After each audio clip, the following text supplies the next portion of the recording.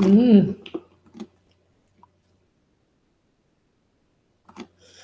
Hi. I think we're live. I think we're live. We just got a notification that we weren't live, but I think we are live. Yeah, it said live in one corner and failed to go live in the other. Okay, so we're here. We hope you can all hear us. I'm Simone from Play With Food. And I'm Meg from Choose Nutrition. So give you a bit of a background about us before we start launching into today's topic of positive food talk with kids. I have my background in SOS feeding therapy and children's nutrition. I run play-based food classes with kids, either in person in Sydney or via Skype. And I am a mother to two girls, so 2-year-old and a 4-year-old.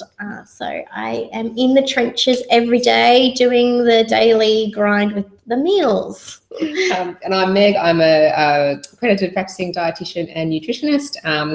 I also have Skype consults or in Normanhurst in Sydney. And I do some home visits as well locally to me, but also do some school education programs around body positivity and media literacy and diet culture and how that impacts on nutrition and nutrition education, and trying to actually have that really holistic view that often, and you'll hear me say this a bit today probably, the food and the nutrition is actually not the place to start when we're talking about fostering a really healthy relationship with food and a healthy approach to food that allows us to have healthy patterns and healthy eating long term. So I'm also a mum. I've got 3 boys, 7, 5 and 2. So I'm also in the trenches with that really. It's mealtime again. And we're really hopeful that our experience professionally but also personally we can pass on and help for you guys to go forward and continue on feeding your kids. We strongly believe that you are the best people for feeding your children, and we want to give you some extra tools and things in your toolbox to help you do that comfortably and calmly and really confidently.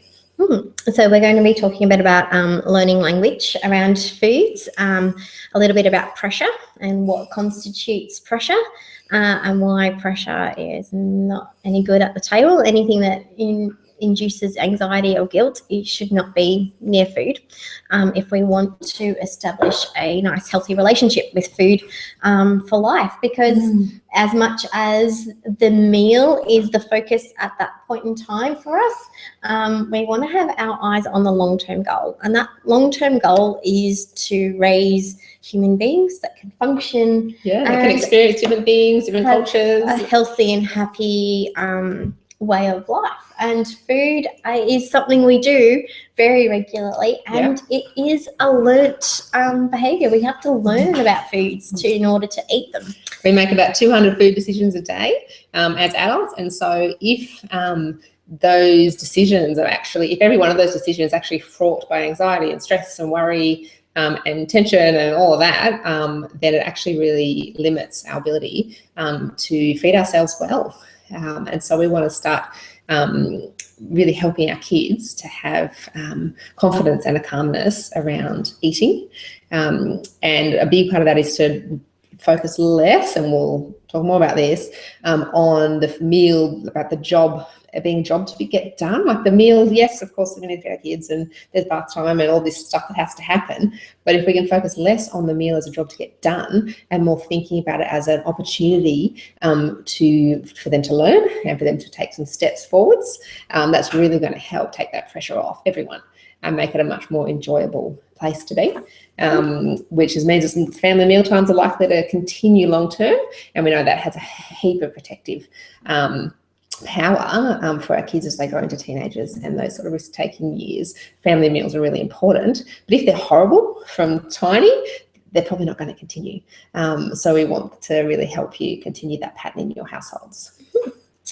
So a little bit about where we're coming from with this talk today is that studies have sort of found that the more worried the mother is about her child's weight, the more her interactions with her child at meal times are impacted.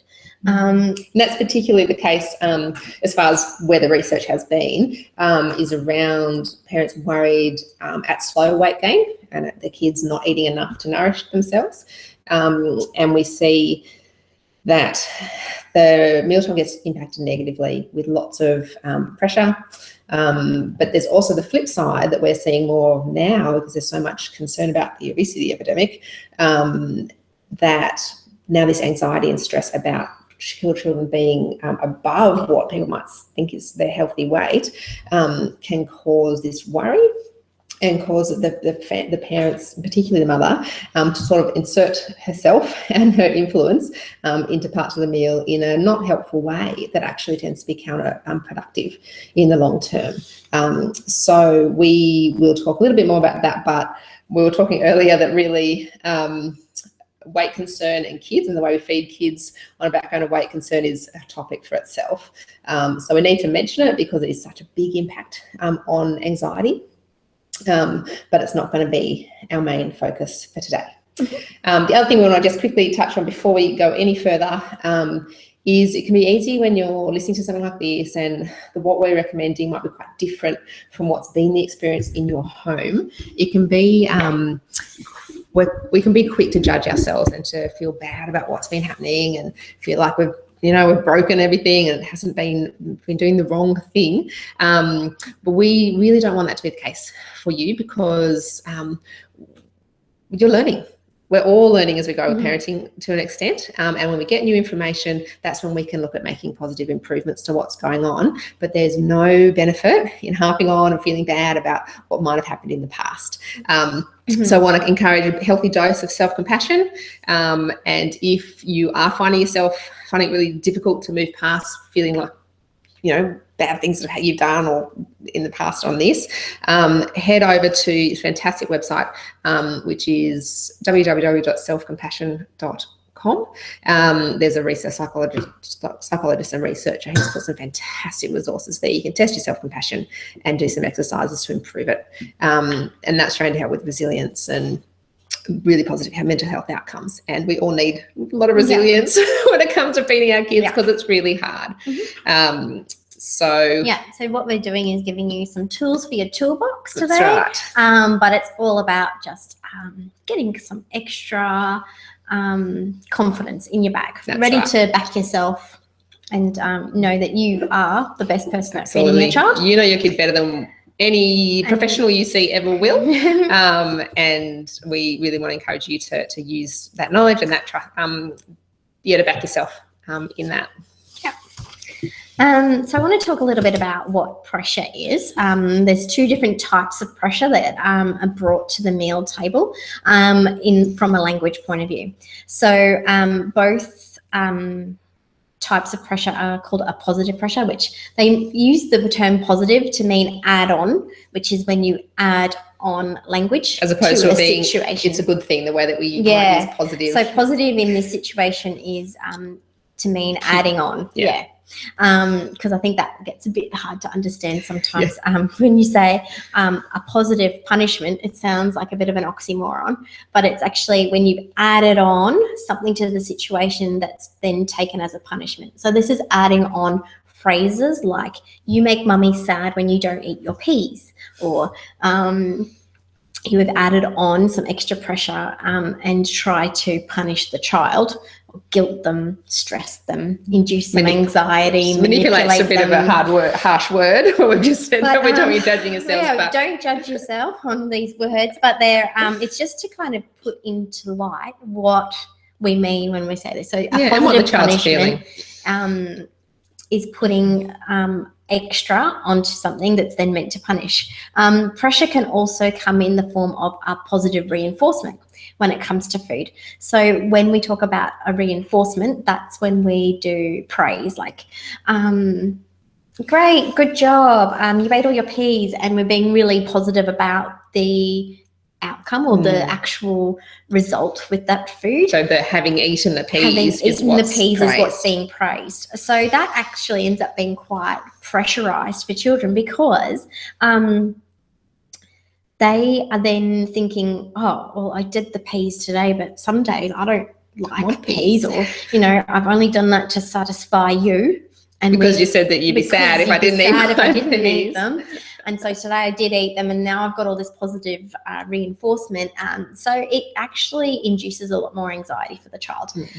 So what we want to do is to kind of give you other tools today, rather than positive punishment or positive reinforcement, to talk about food in other lights, because basically by putting your own emotions or this pressure into the situation, it can actually backfire in the long run and create a really stressful situation. So firstly, even taking language away, one of the best ways that we can help with sort of a positive feelings around food, and that can be linked to the language that we use, is actually role modeling. Role modeling by what we say. So being really careful to model what we believe about our right to have an influence on what other people eat. And what I mean by that is whenever we're talking about feeding kids, our basis is from the division of responsibility. And that is that the grown-up, or the adult, the feeder in the situation, is responsible for the what, the where, and the when of eating. And that is their responsibility. However, the how much, if any, is the child's responsibility. But if we start putting our nose into that around other adults or around other children or around our own children, that's starting to model that actually maybe someone else has an influence about what we eat. So it's never positive for an adult to adult, positive for someone to say, should you be eating that? Or go on, eat more greens.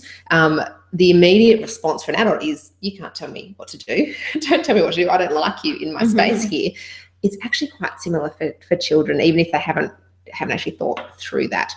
So we do want to actually be promoting their autonomy around eating, that they have choice over what they eat, if they eat it, and how much they eat, but not what's offered, not where they eat, and not when they eat. And we'll come back to that a little bit around setting clear expectations, but just modeling that I'm not going to stick my nose in other people's food. Eyes on your own plate is a little phrase that can be really helpful, that we're not having those judgments around what's on other people's plates. And that's a really good place to start with that more neutral language around food. Yeah. And the next part, which is probably my pet love, is talking about the learning languages of food. So because it's hard to get out of the rut of talking about food at meal times, what I like to do is step through how we're going to learn about the food. So this works really well for food anxious children, fussy eaters who need some coaching on how to learn about this food. Remembering that sitting down and eating isn't the natural thing to do with food. For a child, we have a lot of years of experience of being familiar with the eating program. We know what's going on, so we will sort of sit and eat, and mindfully, not mindfully, we will sort of do it. But for a child, they still have to learn about all of these new foods and new properties, and they constantly have to learn as well. So the learning language that we use around foods is not adding pressure to the food. So learning language starts off with the very first sense. So the very first thing I'm going to do when I learn about a food is I'm going to look at it with my eyes. So first thing I do with kids is I go, okay, today we've got a food and we're going to learn about it with our eyes. Can you tell me about what you're seeing with your eyes? And this straight away opens up the curiosity. I can do that. Yeah. I can use my eyes. I can tell you what I see. Okay. All right. So let's take, for example, if we've got a plate of broccoli. Okay. Well, what have we got here? All right. What can you see with your eyes? What color is it? Oh, it's green. Okay, children can usually answer that. If they're before understanding or learning their colours, they can actually probably match it with something. Oh, what else is that colour? And they might have, oh, that's green, that's green. The tree. There's reading books. Where is the green sheep is one I love to use. Most kids know that one. But learning language, it all starts with what we're seeing with our eyes. Okay, so we can start helping kids learn about new foods by using their eyes. Then we can start the ball rolling with learning about the food from other point of views. So we need to learn, is it hot? Is it cold? Is it cold? Is it bumpy? Is it smooth? Is it hairy? All of these words are helping them build their vocabulary around food, build their familiarity with the senses that are being bombarded by these new foods. And they're not loaded terms. And they're not loaded terms. If I say the broccoli's green, that's no pressure. Like, it's green. It's a very black or white situation. So that's what I'm saying. Like, we need to use kid-friendly terms that they understand, and there's no emotions attached to these terms. If the smell is big or small, that's a good one to use, because if we say to a child, what does this smell like? It's very difficult for them to articulate what something smells like. But if I can say, oh, if I can hold it out here and smell it, oh, there's my hand, it's a big smell. But if I get it all the way here before I can smell it, maybe that's just a little smell. Or as my kids like, nearly everything has a medium smell to them. So, you know, we came up with a way to kind of quantify that very difficult olfactory sense, because to smell something is not an easy thing to describe unless you're without using the word. You know, you can't say you know, how do you describe the smell of a tomato without saying it smells like a tomato? Like, it's really, that's just what it smells like. But we've got all that learning that. What does a tomato smell like? But I could say, well, a tomato has a medium smell, but when I cut it open, oh, that's a bigger smell. So I've learned a bit more. And when I cut it open, it's also wet, and there's 3 different textures in that tomato. And that's a lot of sensory load. There's a wet middle bit, and then there's those seeds that are also slippery. So we've got so many words to use about a tomato where just eat it, it's a tomato, is just so polarizing to a child, because that's like asking them to be up here, and we've got all these other steps we need to climb before we're ready to eat it. And smells can be quite challenging for kids. Like, can be an immediate, if they're very sensitive, they can be reacting to the smell, but we might actually think it's a texture thing. And Simone is probably good at explaining. Yes, I do get a lot of parents come in and say, oh, my children have problems with textures. I'm like, oh, by the time we actually use this learning language and iron it all out, it's generally, a lot of the time, it is smell. Cooked foods have bigger smells. Cut up fruits and vegetables will have a bigger smell than cracker. Cracker always smells something dry the same. and cold. It's dry, it's easy, it's the same every single time. So I don't have to learn about it as much every time. But like a fruit or vegetable, from one week, going from a green cucumber to a Lebanese cucumber, totally different flavor profiles. And often 2 textures in the mouth at the same time. It's got the liquid and the solid, and that can be quite challenging. So by actually stepping it and chunking it out, it can be really expect helpful. that this will be slippery in my mouth. I expect this one to be a little bit wet. Oh, the skin's dry. We could hold it with the skin. Lots of different information like that, so that we can help them learn about the food. So learning language around food is really good, and have a bit of fun. And it's a bit of fun. So we've got in the in your free printables, you've got a couple of different things that come for free with this. One of them is an activity book full of ideas to do outside of mealtimes. And in there's 2 different experiments that Meg has done with her children. A great way to start ironing out all of these different tangible things away from the mealtime.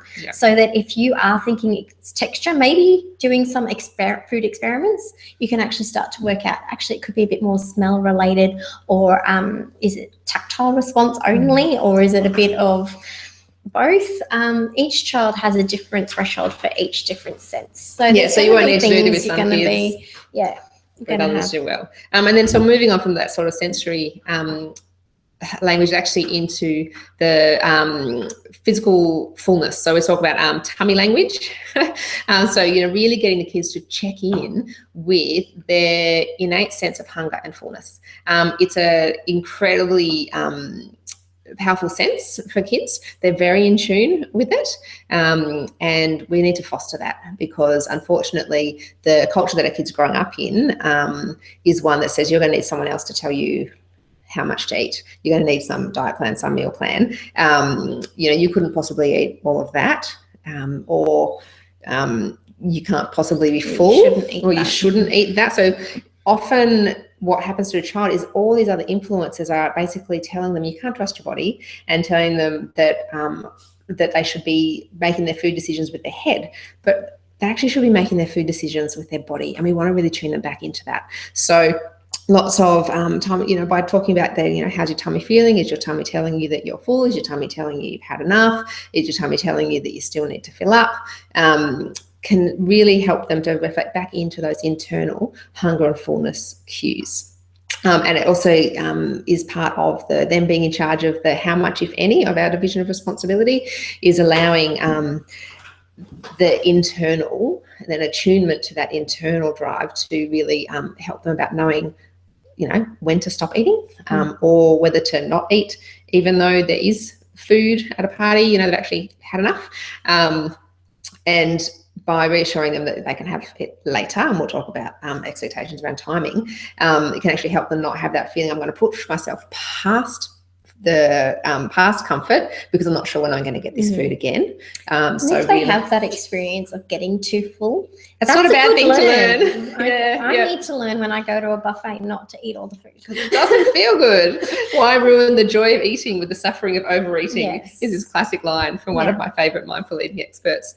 And it's good for them to learn that. It's much better for them to know that they can confidently stop, knowing they'll get the food again later.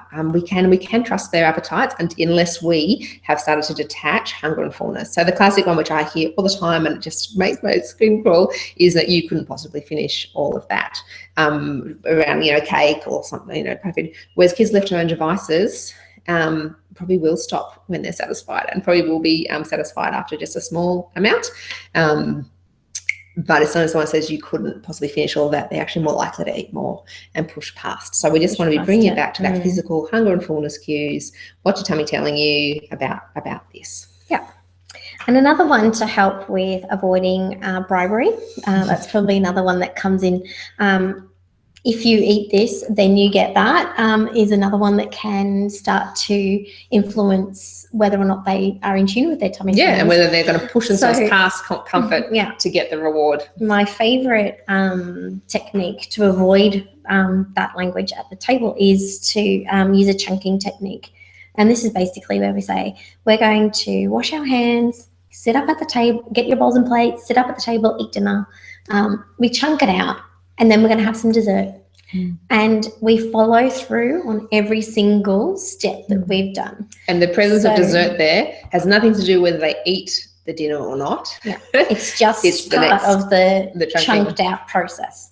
So we don't get to go to the table until we've washed our hands, or, we have to follow the order. And children actually thrive on knowing what's happening next and going through that routine. So having a really good prepare to eat routine plus moving to the table and knowing the expectations are the same all the time is really great. If we add in so much if this then that language, we kind of breed little negotiators.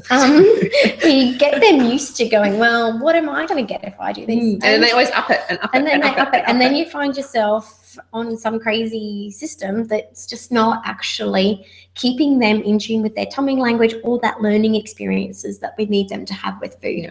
So simplifying it all out, chunking it out, and remember, repetition. I know you might get sick of saying the same things, but don't feel like you have to get creative. Just chunk it out.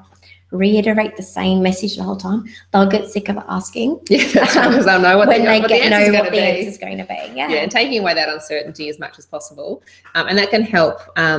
So we need to set really clear expectations about the timing, the location, and what we are offering. So again, that's a division of responsibility. Parents are responsible for the what, where, and when.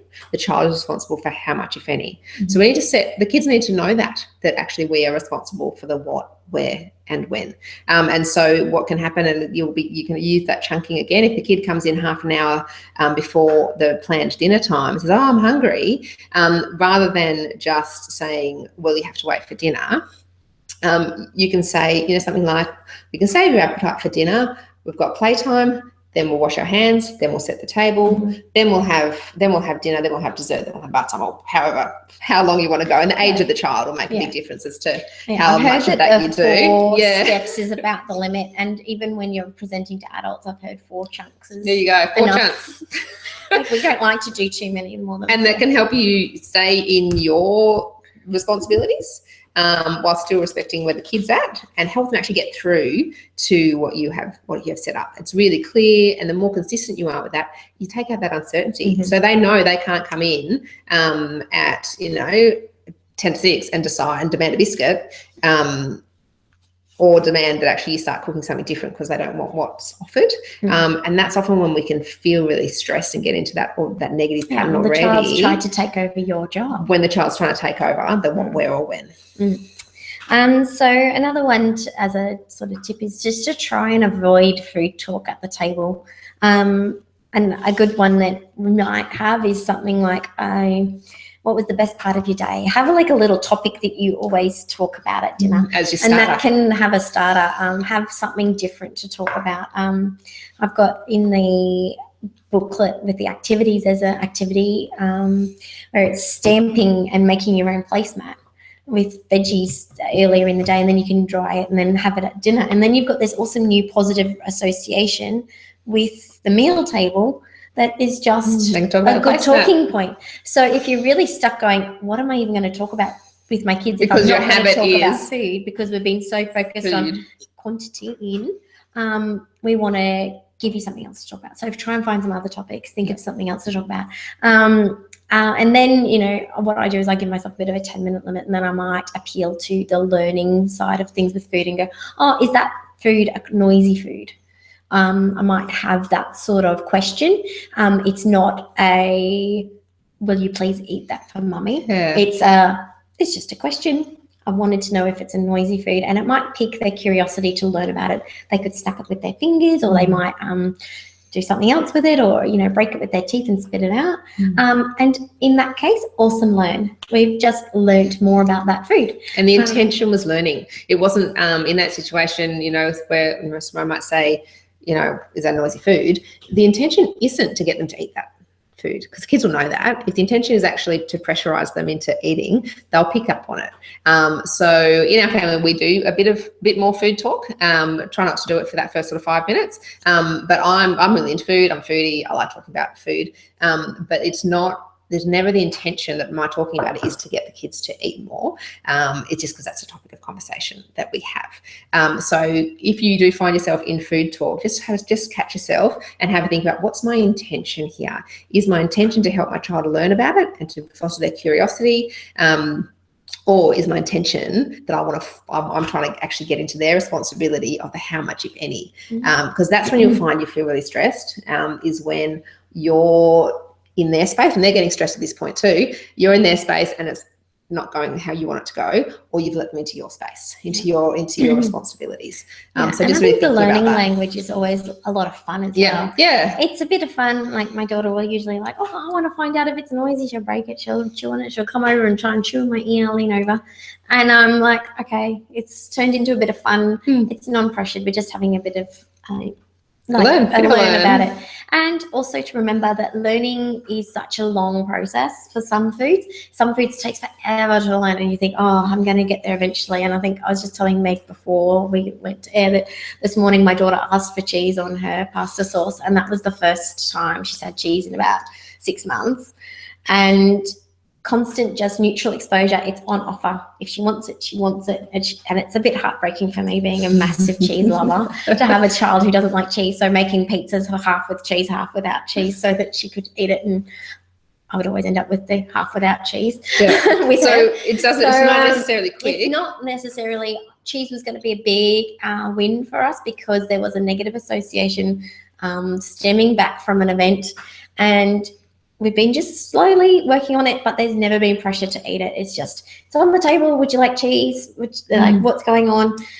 You can just put cheese on the side of your plate if you want. And today she's like, oh, I want to try the cheese, and she put it on and she enjoyed it. And you know, it's sitting there going, feel like I've had this victory, but at the same time, it was never Don't want to do a fight. happy dance, yeah. And I didn't even bat an eyelid. It was just more of a, that's interesting to see. But at the same time, I was like, it really does go to show having the ability for her to learn about the cheese and keeping it available to her. And when she saw other people having cheese, for her to know not to say yuck or boo, which was sort of what she started doing at the very beginning. We firmly said with her, we're not going to use that language around this food. This is just food. We don't say yuck or ooh. And it's just that this is what Verity feels like eating today. You can have something else, or you can have something else from the middle of the table. But she didn't then diagnose herself as the cheese hater. No. And then decide that she was never going to try it because you know, she would never hear Simone say, but someone says, oh, will she have cheese? Oh, no, she doesn't like cheese. Yeah. Rather, oh, you can put some on a plate and she might not eat it. Yeah. And so then, well, what she would do is, so we gave her another language tool to use instead of yuck, and that's, I don't feel like eating the cheese today. It's a bit longer, but she had something else to say, and she would say it. And it was so much nicer to sit there and go, we've adopted some really good food languages for her, and she doesn't feel like she could never have cheese. Because she wasn't labelled into being the cheese hater. Yeah, and this is changeable. So you just need to remember that we're playing with feeding kids. We're playing a really long game. It's not going tomorrow. It's not going to be next week. For some kids, incorporating some of this stuff will have a really dramatic and quick change. And we certainly got some feedback about our last webinar around feeding fussy toddlers, that there were some that had a really significant quick changes. That does happen, but it's not always the case. We're playing a long game, and the meal is not a job to get done right now, although, of course, it needs to happen.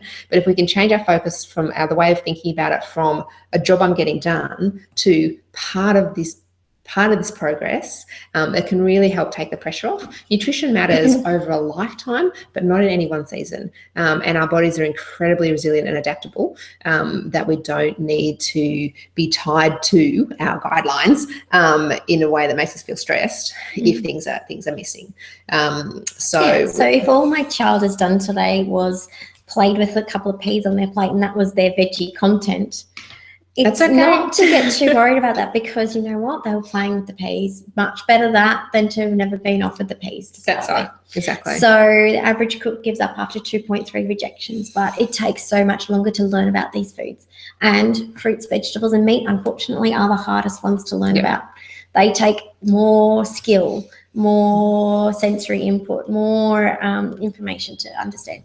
So we want to encourage learning about it. So using terms like "you can," and empowering the child to learn about things. So even if it's, you can bring your bowl up to the table, you can, and they get involved in the routine, the chunked out process, and then you can learn about that food. And if they do have a taste of something and don't like it, you can spit it out, and that's a good learn.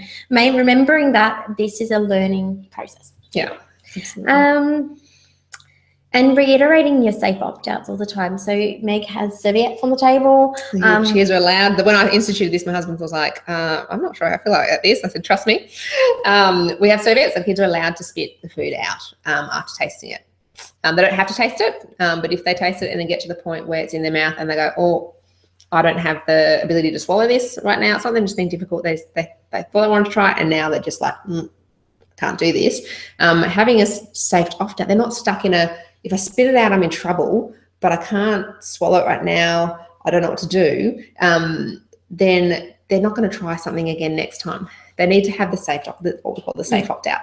So it can be, you can spit it out, put it on your plate, or we use serviettes, because then I can actually take that to other people's houses and they can be a bit more subtle with the way that they do it. If they're eating at, my parents' house where spitting is not allowed at the table, we've worked it out so that that's still comfortable and safe for them, and they can progress. And each family can find their own opt-out.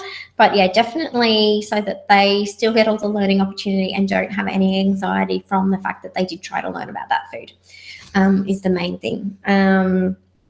Another little saying that you can add to your vocabulary is things like doctors and scientists say we need to try a variety of foods. That helps us work and play. That's as far as we go into nutritional information or education for kids, because Beg's got a lot more information. Yeah, look, it's really common because as adults we often believe that if we give people information, they will then make the healthy choice. Except that our kids aren't little adults. It doesn't really work for adults that much anyway, because we're autonomous beings, but kids aren't actually just little adults. They're actually at a very different developmental stage, and their brain development is quite different. So giving them, information about vitamins, minerals and fiber and protein and muscles and all of this doesn't actually help them choose those foods, choose to eat those foods. We're much better off appealing to their enjoyment of the food, the sensory characteristics of the food, not trying to get them to make the leap between this food I don't want to eat is supposedly going to make me healthier. I feel okay right now. They can't make that leap. It's just too abstract for them. And also it can create a whole lot of pressure that if they do get some information, they can actually turn it. Yeah. And Simone was telling me a really interesting example of this with her little girl. Was, a different, emotional response words like using yuck and things like that, but also the word treat and sometimes food. They don't really work for kids because one day my daughter came home from daycare and they'd obviously been learning something about sugar, and she'd come home and had an apple and turned around, "Mummy, this is sweet." I'm like, "Yeah, it's sweet. Is there sugar in it?" I said, "Oh, there's a type of sugar in apple, yeah." And she's like, "Oh, but sugars are sometimes food. I can't eat it." And so she was very quick to work out what sweetness was in her mouth. And then set herself rules and then around set it. her own little rules, and she was 4. So very quick to turn around that. I'm like, no. Food is food. What Mummy offers you is fine. You can have sweet foods if Mummy offers you the foods. It was all very much trying to realign this expectation. They live in imagination world, and they're really quick to try and work out little boundaries in their head. So if they've had a bad experience with the green food, all green foods are off the table. So what we want to do is start to learn about all the different fun things that are green and what they do and how they feel. And then we start to learn about different tastes. Not the that one fibre smells different. But if we wanted and to talk about, the little ins and outs of what's inside them, that's really confusing for them. But if they can just take it as, I'm just going to learn about everything, and doctors and scientists say I just have to have lots of different things. Yeah, which is absolutely true. The main thing for us is to continue offering the different things. That's right, and gradually develop their variety. Yeah. And what they'll accept. Yeah. And another one is comparison syndrome. Yeah, so you've probably heard the phrase, comparison is a thief of joy, which I think is attributed to Teddy Roosevelt. And that is absolutely true. But what also is true is that comparison is a great insecurity creator. What I mean by that is when we start to compare either two children or ourselves with another mum or ourselves with a child, whatever, it can cause significant insecurity, and that can then lead to anxiety. And we want to keep anxiety away from the table as much as possible. And so just being really aware that that happens for our kids as well. Even neutral comparisons, they can, just because humans have this whole negative sticking problem, negativity sticks in our mind, that's where we're more likely to go. They can actually start to feel those as a negative, even if it was meant quite neutrally. So none of this, why can't you eat like your brother, or look, Lockie's trying it, why can't you be more like P? Really making sure that we're not building this comparison for our kids, because it can cause them quite a lot of stress, and it really doesn't help. And also try and not compare our own, what our kids are eating with what other people's kids are eating. Like lunchbox. The lunchbox wars, all that. None of it actually helps us confidently feed our children well. And it doesn't help them feed their children well if they're feeling judged and compared with either. So really trying to catch ourselves if we're in that comparison frame of mind, to not go there, because it's really not beneficial in any way at all. Yeah. I think so. I talked about just a treat, disgusting, bad for you, all these words that probably have picked up along the way, and they were definitely used a lot in just around, like you hear them all the time. They're really emotional response words, and they're abstract Really and loaded. they can get really messed up and can trigger so much anxiety. So instead of things like a treat, just be more like, oh, chunk it out. It's not a treat. It's just what happens when. So yeah, if you have a really good idea about when you're going to offer your kids effectively treat foods, it's just, this is the snack we have on that day. So you might have we always go out for milkshakes on a Saturday. After swimming, we get a hot chocolate. That's fine, because it's all about, oh, that's just what's expected, or that's just what the family and what you've set is, this is just what's happening. And as the parent, you're deciding the what, so you're keeping, you're the person who's control of keeping the core food, non-core food balance that's offered around how you want to feed your kids and what sort of proportions you want core foods to be and your non-core foods to be. But it's not, not telling the kids, oh, because you've had all this core food or you've had all this party food, I call it core food, not to my kids, but when I'm thinking about it, because you've had all this non-core food, we can't have that. We don't want them to start thinking. Yeah, it's not a if and then language. Yeah, so it's exactly saying that bribery language. It's not, oh, because you've had this, you can't have that, or, the opposite, the reverse of it. And rewards for eating food is just also another tummy language turn off. It's just not going to work. So go back to that chunking out technique. And it tends to push, and we mentioned this just a bit earlier about wanting kids to be in touch with their hunger and fullness. If we're using food as reward, and we might get kids to eat when they're not hungry, and raising the desirability of that food as well. So it starts to really muddy the waters around, and make it actually be much harder for kids to maintain this sort of balanced approach to eating, which they will have a sweet tendency. That's normal. That's fine. They'll grow that as time goes on. But if they are comfortable and calm, and they know that they're reliably going to be fed regularly every couple of hours, and it's all very predictable, then they're not going to go to those extremes. They might go once and then they go, oh, actually, I felt pretty terrible when I overdid that. And that's a good lesson for them to learn as well. Yeah, so it's also about setting your own language boundaries. So this is probably the hardest bit of this, is talk to the people who feed your child and set some things about what is okay to say and what is not okay to say. So if we want to get out of the if this, then that language, make sure you get everyone on board with chunking ideas. And we're not going to say these words around food. We want to say noisy, big smell, little smell. We want to say colours. We want to say textures. Cold is good. A lot of kids don't like cold. So ice blocks, building those sensory resilience things. But definitely talk to your team. And how detailed you have to get, and how much emphasis you have to put on it will depend on how often they're feeding your child. So if every now and again, then you might not worry about it. But if there are people who are doing a whole lot of body talk and diet talk around your kids, then that's going to be really unhelpful for your kids, because they're going to be picking up on that. They hear someone else say, oh, I'm so bad, I ate the cake. And the kid's like, well, I ate the cake. Am I bad? Because they don't understand this moralized language around food is really damaging, and it makes kids feel guilty and ashamed, and then they're more likely to get into really disordered thoughts around and wanting to hide food, overdoing it on food, and then feeling bad about it, which is that classic binge shame cycle. So we have to be really proactive, because that's the society that kids are growing up in. That's just everywhere. We have to be really quite proactive in protecting them from that again. So that might mean conversations with people who are feeding them, or just people who are around them as well, not necessarily just at meal times. That body talk, food talk, just not okay. And so how can you reiterate your language rules? Get in the habit of the you can language. It's probably my best tool. I think it's revolutionized how we do everything at home. You can do this.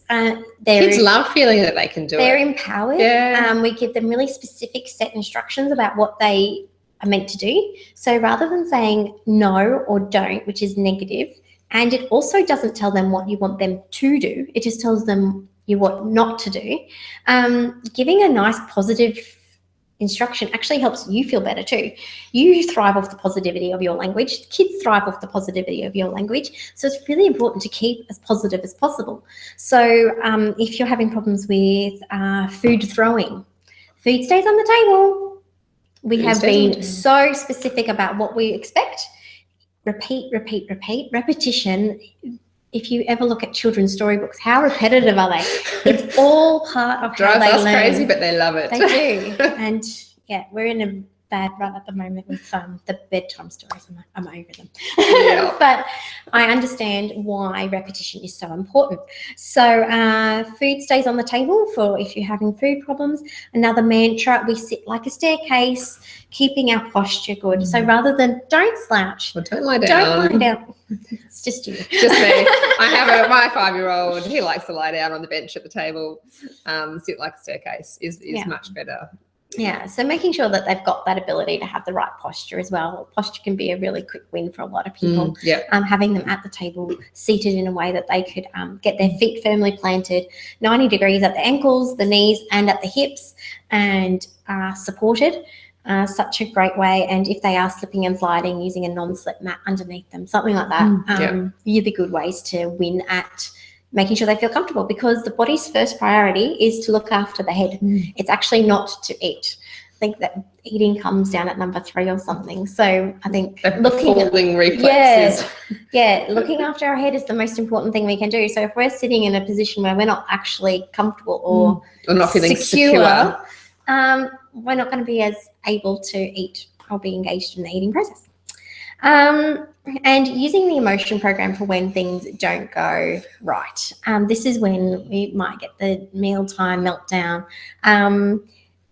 Working out how to do this and practicing it is the only way I can suggest doing this, and getting it right and doing it so it's not a labor to do it, because it doesn't come naturally. It wasn't how I think we have in society. We talk. We don't talk with an emotion program. So when I say emotion program, first thing we want to do is distill the actual content. So don't just jump into problem solving mode for your child. So I'm going to put up the example of I've just taken a swig of smoothie and now I've got a big milky mustache and I'm having a bit of a freak out. So I'm going to say gut reaction would probably, I'll go get a washer and wipe them up. What we could do is go, content. Is it the milky mustache that's making you feel uncomfortable? Find out. Yes. Okay. Next thing, clarify. It is the milky mustache. They might go, no, it's the sticky hands. It's actually my hands. It's not right. Like it could be something totally. It was wrong taste. Oh no, it didn't taste right. It's got nothing to do with the milky mustache. It might be that we put spinach in it.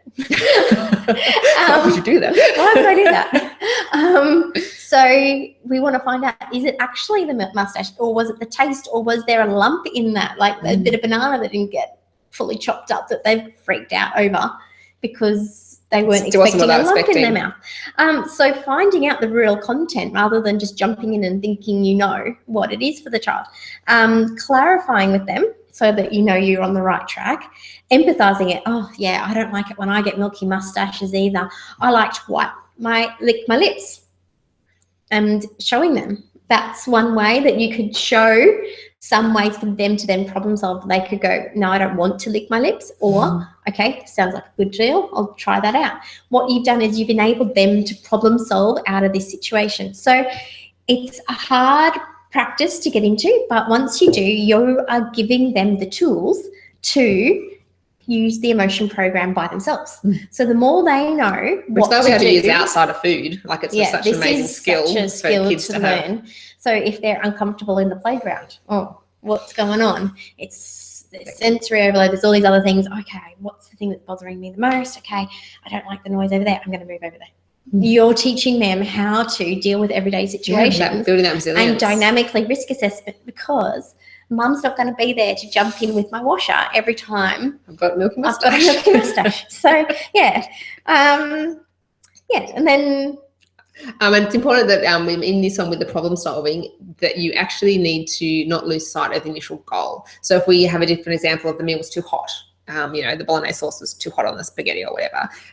The problem can't be, I'll just have Weet-Bix for dinner. The problem can't be, I want a cracker, because the overall goal is we all stay in our lines of responsibility. And if the kid says, I want Weet-Bix, that's them being in charge of the what, where, and when. So just being really aware that the problem solving, using the bolognese example, it might be, well, we'll put the sauce in a different bowl while it cools down and you can eat your spaghetti. Or hopefully the child will come up with that. We really want to first get them try and get them to come up with it, and then look at, well, how do we help them do that? But keeping in mind, the goal is that we have a nice meal and they eat the amount that they want from what is offered, and we don't have meltdowns. Yeah.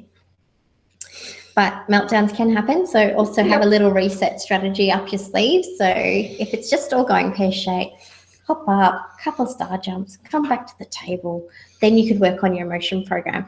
It's like I said, with the milky mustache, you might not be able to do it right then and there. You might have to do your emotion program away from the table. So in your activity book that you've got as your free download, there's lots of different ways to do food experiments or gardening or cooking with kids. All of those things are perfect opportunities for you to practice your emotion program and also help you work out and build familiarity with the kids so that when new foods are at the table, they know what to do. Yeah. Food anxiety triggers are the next thing. I'll run through them quickly. Not knowing when the next meal is going to be, when there is pressure to eat, either positive or negative. These are all things that can increase anxiety.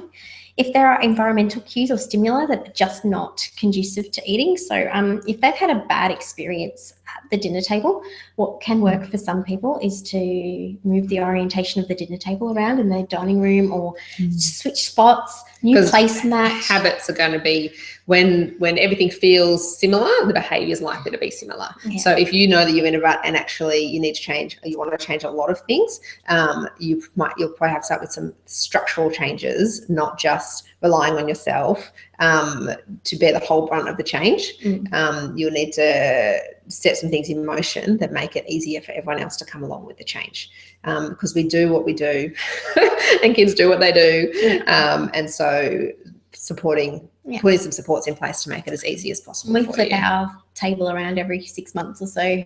And seasonal changes can be good because you go, oh, we're going to eat outside. Yeah. And that can be a really good reset. Yeah. Having some activity prior to mealtime so that you've got their sensory engagement levels as good as possible coming into the mealtime. That's something we cover elsewhere as well.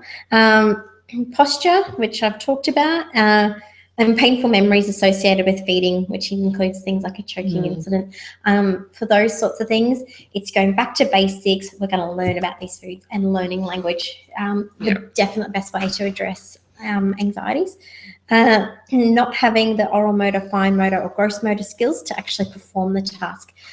Biting and chewing is not super easy. We need to refine all of those skills, and if you do have any concerns about that, let us know, and we do refer on to speech pathologists for those sorts of things, or if you do go to feeding therapy, you will have that observed as well. So having, for example, having the safe opt-out, that a child can get it in the mouth and go, hang on, I don't have the skills to actually move this to where it needs to go, mash it under my molar and swallow it. They've got the safe opt-out, so we're reducing the anxiety. However, if there's something functional and something structural going on, and it's not a behavioural thing, then we're not going to get past it without, some speech pathology intervention. So just being aware that a lot of this is around structure and things that you can just go and start doing tonight. But there will be instances where it's certainly not that simple, and there might need to be some things like oral motor skills can fly under the radar a bit because you might not notice it. It's just because they refuse to eat the hard foods. Until you explore that content with them and actually really understand it, it might not be really obvious if there are some oral motor issues too. And one of the reasons we talk specific around anxiety is that anxiety can actually suppress the appetite. So if there's pressure and there's stress because the child's not eating well and there's concerns about their growth and all of that, so it's already a stressful situation, just that very stress is most likely actually making the situation worse. So by focusing on what we can do, which is look at the structures and the behaviour and things like that, rather than what we can't do, like we can't actually force them to eat, we can't make them eat more, we can't change their weight. What we can putting some of these things in place to look at making it easier for them to progress forwards by minimising that anxiety. And one of the things that we need to also be aware of, so there might be the child who, because they've heard all this talk about them, you know, not growing well and there's all this stress and anxiety, they're feeling quite stressed about that. And also on the flip side of that, because we live in a culture where there's such a narrow range of acceptable bodies, it's becoming really quite problematic younger and younger and younger, that kids are internalizing concern about their body weight being too big, but they're hungry and they're not sure if they're eating too much, and all this stuff can happen. So if there is a sudden change in a child's behavior around eating, it's not something that's happened all the time, having a little think about what might have happened. Has there been a conversation they've heard? Has there been an incident? What's actually going on? That can help you know how to move forwards from that. Because it's a real minefield out there feeding kids at the moment, and it's a minefield for them as well, and all the messaging around bodies and the pursuit of the thin ideal. I just scrolled through my Facebook. Oh yeah, the amount I'm bombarded with things that I'm like, that's so not right. But that's right. Yeah, that's the culture we sort of live in at the moment, which is a bit unfortunate because the messages are never really aligned with, hey, just do what your body says. Yeah, you can trust your body. You don't need a diet guru telling you what to eat. You can trust your body, and all bodies are good bodies, and we can be healthy and we can do healthy things, and we can have wonderful, full, happy lives at a very big range of body shapes and sizes. And so just being aware that our kids are absorbing that. They're growing up in this culture. You know, we do have some pretty scary statistics around, you know, the numbers of the percentage of 5-year-old girls who think that their current body size is bigger than it should be. They're 5. All they're doing for the next 10 years is growing. So just knowing that culture can find its way to the table, and we have to be really proactive in protecting our kids from that, and pushing back against those really damaging cultural messages. Yeah. I was going to say something. Lost my train of thought. I have got in the handouts that go along with our video some extra references for you to go and read. A great article by Dr. Carla Smith, What You Should Not Say at the Dinner Table. Another one, Joe Cormack, 5 Reasons Why to Tackle Grazing, which is part of this whole setting and protecting those boundaries. But a lot of it is all missing out on that social opportunity as well. And is the anxiety behind your child's eating problems? Because I think we might not sweat the small stuff with the kids the way we really should, because when there is anxiety in the mix, helping them work through it with like an emotion program actually helps them settle down. But if we say, don't worry about it, they then internalize this worry. They're not going to stop worrying about it just because you said that, but they will stop communicating to you about their worries. So taking the time out to actually nut out the content of what's making that anxiety happen is super important. And that's why we've also included a booklet of activities you can do away from the meal times that can help you really get into this emotion program a bit better. So I really recommend try and get your head around it and try and use it. If you don't use it well, don't worry. Like, you can have another crack at it. There's plenty of time to learn, and it's a better language tool to use than getting stressed or angry. So the next steps is, getting familiar with the emotion program, remove as much food talk as possible from the meal time, and work on other language substitutes if you need to. Get together with your team and pick some new phrases. So I think the "you can" phrase is one of my top ones to go. Just get that one on board. It'll change your life. Make up the "you can" jar, which you've got a printable for that, because that just sits there on my table and it reminds me constantly. I've got it in big letters on the front, "you can," because the amount of times I start my sentences with "you can" and it just executes so well from that point, rather than, oh, can you do that, or don't do that, or no, don't do that. Can you do that? No. oh, well, that's not what I wanted. Whereas you can. You can do this. Okay. Big difference. And contact someone for assistance if you think anxiety is causing a problem for you. There is, as I always say to everyone, so much strength in asking for help or just getting a play date under your belt, or talking to Meg, finding out from us a little bit more about your specific needs.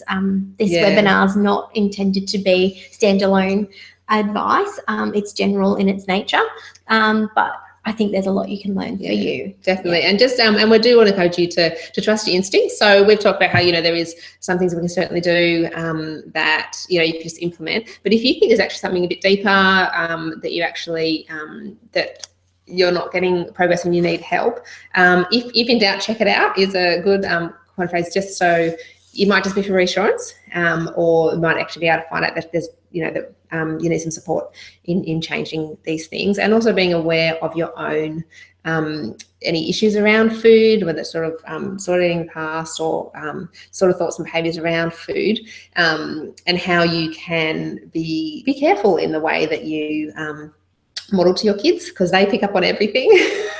And so if there's particular difficulties that you are having around food, finding ways that you can counteract that in the way that you feed your kids, because you are the best person. We're going to say this 100 times because we really believe it, of feeding your kids. I think you can trust your instincts around your kids, but we'd love to support you in whatever way that we can. Okay. Well, thank you very much for Thanks joining us, and we'll see you again. See you. Bye.